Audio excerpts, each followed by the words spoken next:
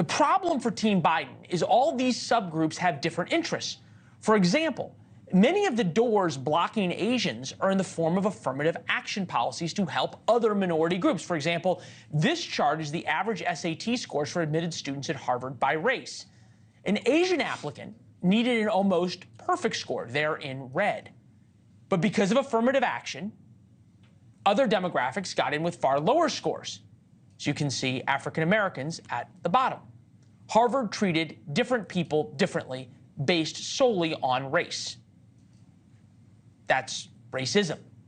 Colleges can't do that anymore. Last year, the Supreme Court ruled racism is bad. It's un-American.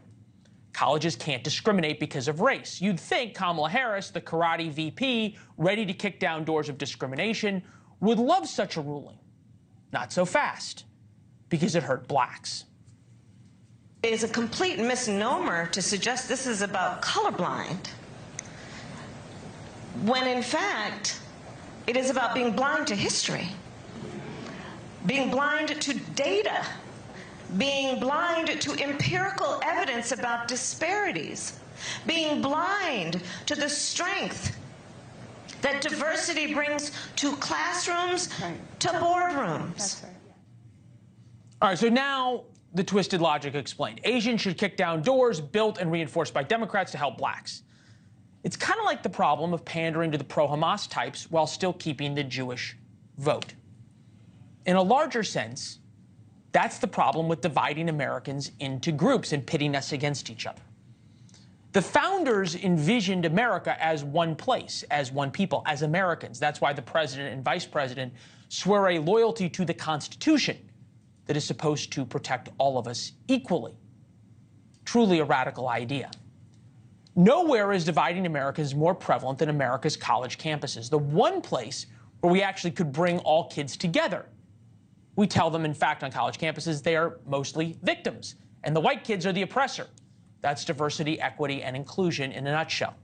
Across America, though, the pendulum is swinging back. States in green have proposed laws against DEI at universities. Orange states have already passed them.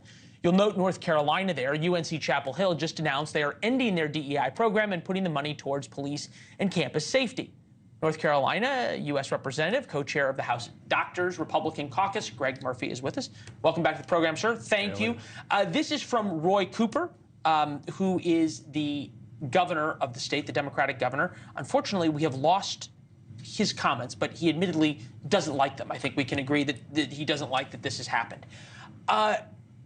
How is this going to really make a difference at UNC for public safety? Well, Leland, I think UNC is on the vanguard of the pendulum swinging back in the country. DEI, in its most, just as you pointed out, in its most common derivative, is divisive. And what is diversity? Have anybody yet to explain to me? Is it diversity in just what somebody looks like? Is it diversity in opinion? Because you sure as hell don't have diversity of opinion on faculties on campuses where 98% are Democrat. What we need to do is go back to treating people like people, go back to the damn golden rule, and get rid of all this identity politics nonsense. And I'm happy to see UNC leading and doing that. All right. Look, you can eliminate the name of an office. You can eliminate a couple of jobs. You can say that we don't believe in this anymore. As you point out, though, 98% of faculty on these campuses are liberal Democrats, just sort of how universities have been. You're not going to really change how they act, though, are you? No, but I think what it does is it sets a tenor. It says, look, we're not going to be delving into this identity politics and everything anymore. You know, Leland, I've seen a syllabus recently of a college campus of a professor teaching multivariate calculus who talked about all her white privilege and everything. The crap of the politics in classrooms needs to leave. The professors need to teach their damn subject and keep their personal politics out. I understand. I'm glad you're here for this conversation. But at what point is this the federal government's purview? Sure. Versus the states and the universities' purview? As conservative Republicans, how is telling universities that are state institutions what to do is Congress's purview? We have a thing called the ADA, the Anti-Discriminatory Act. It says no discrimination should occur. And this is, again, what the Founding Fathers said. And now what the DEI programs do is they license discrimination. And that nonsense needs to stop. And this is a federal issue. They receive federal funds on every college. That's a good Thanks for watching. Go to joinnn.com to find NewsNation on your television provider.